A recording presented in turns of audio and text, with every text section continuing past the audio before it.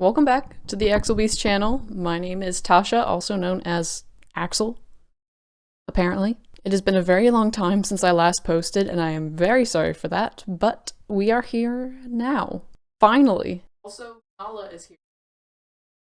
Godot, Godot, whatever you want to call it. Today, we're talking about how I forced myself to learn it for 4 months for the GMTK 2024 challenge. Do.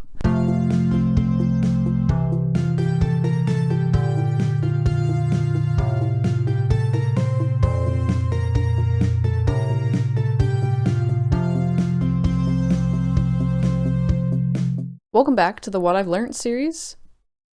Should have said that first, but I'm saying it now. A little bit of backstory on my history with code. I don't last very long. That's what she said! It is definitely one of those things that once you get going and you know it, you kind of look back at the beginning and go, why was this so difficult for me? But that doesn't mean I have the patience to get to that point. In the past, I have coded before. I've tried Unity and it's built in tutorials. I've probably done most of my work on Scratch through high school. And I did actually build some pretty cool little games on there, and I do like how simple it is to learn basic coding skills with Scratch. But now, I want something more, okay? I can't tell you why I gave up on Unity other than just pure impatience or boredom or whatever. Kinda like how I haven't picked up Blender in a while either. So today I'm here to tell you that I finally spent time learning coding. Me and your local stink bug decided that we were going to do this project together, as he has a group of friends that he's game jammed with before, and I was just kinda there, I guess. This definitely made the process easier for me in the beginning, as I had someone to rely on. Obviously, when I decided to do this project, I didn't get started right away because who has that strength and self-discipline to get into something that big right away and commit to it? So it took me about a week or two before I actually started. A little background on the Godot engine. It was publicly released in 2014. It is a free, multi-platform, open-source coding engine and is said to be one of the most user-friendly game engines to start learning game development with. Everyone has different preferences and levels of skills. That's why I went from Scratch to Unity to, I did miss that I started Unreal a little bit, to now Godot. Not everything is for everyone. It might be great for me, you might not like it, and that is okay. When you first install Godot, it asks if you want to see some demo projects. You can test gamepad input, different types of GUIs. Guarantee if you're watching this video, you either know or have seen a GUI at some point, a menu, an inventory screen, a pop-up. EA, if you're here for some reason, your EULA agreements, as well as small games like Pong. I just decided to head over to local projects and create a blank file to mess around with. I learn by doing, so I like to get used to whatever interface that I'm working with just by looking at words, looking at the panels, the display, messing around with settings, doing absolutely nothing but familiarizing myself with what I'm going to be working with. I started with a 2D layout so I would have less to learn right off the bat. My goal is to start small and work my way up to a full, fun game. I'm generally super ambitious, but my biggest piece of advice with this and learning many other things is to start small and take your time. Once your new project loads, you're faced with this screen. Absolutely no idea what any of this is. So step 1 is to identify the workspace. Starting in the top left, there are 2 tabs called Scene and Import. What I've learned from using Blender is that the Scene tab generally refers to the entire project. Under it, you will see all of your objects and parts of objects. I am assuming that it will be pretty similar here. Import is just for bringing things into your project file. Under these, we have a tab called File System. According to Godot Engine Docs, which is a super important website we'll get into, this manages how assets are stored and how they are accessed. In the center of the program is a big empty space of gray with colored lines across it. On most programs, this is your visual workspace. This is where you will inspect and test the functions of your game or whatever the program is designed to do. On the right side of Godot, there are 3 more tabs: Inspector, Node, and History. The Inspector tab just looks as if it's for altering and managing objects or nodes. Node looks like it manages commands and scripts, and History is your history. I will boldly assume that. So there's not a whole lot happening on screen right away, which can make learning less daunting until you realize how much is actually happening, but it's okay, we'll get there. Now we move on to step 2, which is... Wait, what is step 2? I don't know the first thing about game design. When you Google how to get started with game design and Godot, there are loads of tutorials out there, and that is where the daunting feeling starts to set in. Take some time to scroll through them, try different general starting tutorials, and figure out what works best for you. When I started learning Blender, I went through many videos before I found a creator that poked the information into my brain the right way. I can't explain it, but that's just how it is sometimes. Many suggest checking out Godot Docs, as it covers the basics of everything. This is great if you don't want to just sit and watch videos the whole time and you want to get straight to the meat and potatoes of it all. Most tutorials will run you through creating specific games. This is great for learning how to get started with the Godot user interface, while also introducing you to basic functions. The tutorial I decided to get started with was one of Bracky's here on YouTube. Bracky has been building a channel for years based around game design, and a lot of his videos are dedicated to helping new users learn Godot. I chose to start with his How to Make a Video Game Godot Beginner tutorial. This video runs over all the basics from learning to navigate Godot to ending with a simple 2D platformer. The video is divided into segments, some of which have several parts so you aren't having to learn too much in one go. As it turns out, making your own Game Boy style platformer game is super simple, from world building with basically a digital paintbrush to scripting enemies. The first thing we learn about are nodes. They're kinda like nouns. They can be characters, backgrounds, functions, effects, scripts, text, pretty much anything you can think of. Nodes make organizing your code and your game way easier. Essentially, you want a scene for each new thing you add to the game, whether it's a character, object, item, menu, whatever. If it has functions and capabilities separate to the base of your game, it needs its own scene. If you create your character in its own scene, then all you have to do really is call the character scene, and everything stays simple and tidy. There's definitely more technical aspects as to why you should do it this way, but I am not experienced enough in Godot to really explain all that. After this, I went to OpenGameArt to find some cute little Zelda-inspired free-to-use 2D graphics and started messing around with what I had learned. I had a player with no movement animations, slight up and down movement using a weird flying patch of grass on a timer, and collectible hearts that do absolutely nothing. Honestly, more than anything, I just wanted to mess around with world building, as that was probably the bit I had the most fun with at this point in time. I continued messing around by designing another little game to see what I could remember from what I just learned. Turns out, when you've only practiced something once, it's very easy to forget how to do it. The texture pack I downloaded for this little project, however, had a layered background. I couldn't figure out how to do anything more than just layer them, but they stayed where I put them, which was not realistic.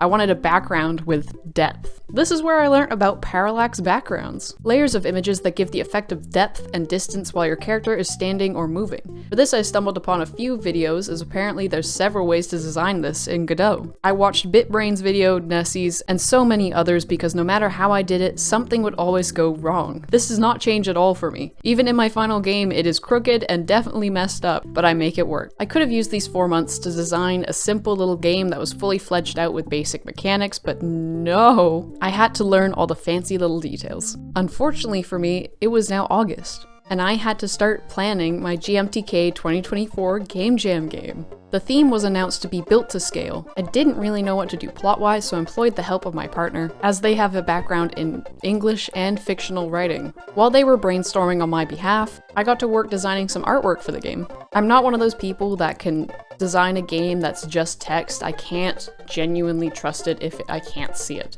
I needed sprites and backgrounds and everything because I'm just one of those people that need to see it to believe that it's actually working. So going back to OpenGameArt, I found some nifty little industrial parallax backgrounds for what would be my 2D game. I also got to work using pixel art to design my sprites and menu background, as well as Piskel for animating my sprite. This took quite a bit of time to do, as art does, but I was opting for a shadow who had to shapeshift to move around town, stretching to reach heights as opposed to jumping, among other functions. Didn't have a real goal yet. My partner at this point came up with the idea that the story of the game goes like this. You play as a girl that was forgotten by their town, and is thus depicted by this shadow. You go around town helping all the people you once knew, and the more people you help, the more you start to shift back into your regular human form.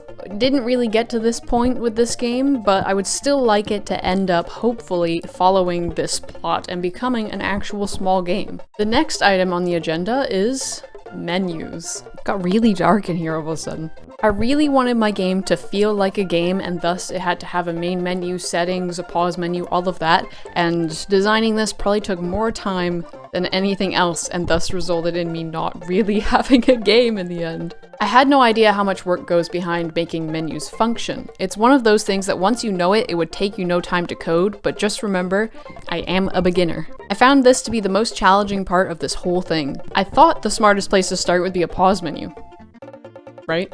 Just make it so you can get in and out of the game. However, I apparently wasn't thinking that way and decided that I wanted a main menu. I spent all that time designing the graphics for one, so I wanted one. Coco Code has a pretty fleshed out video on designing a simple main menu. This took a little bit of time to follow, but in the end came out to be fairly simple. I found designing something like this made learning GDScript super simple.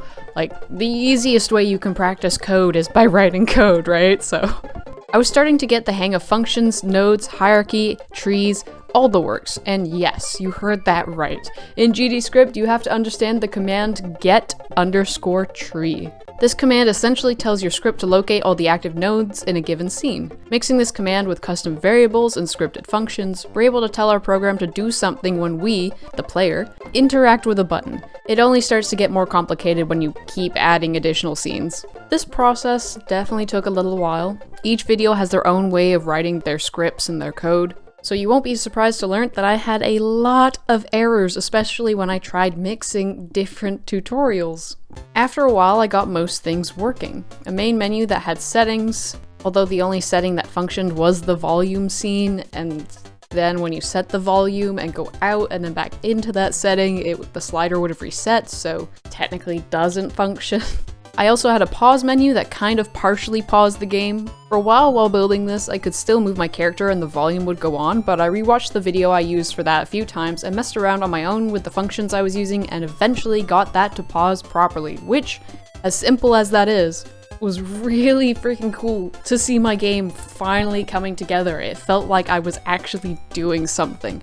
My partner would look at me as if I was crazy because I'd do like a little excited giggle and dance every time something actually functioned.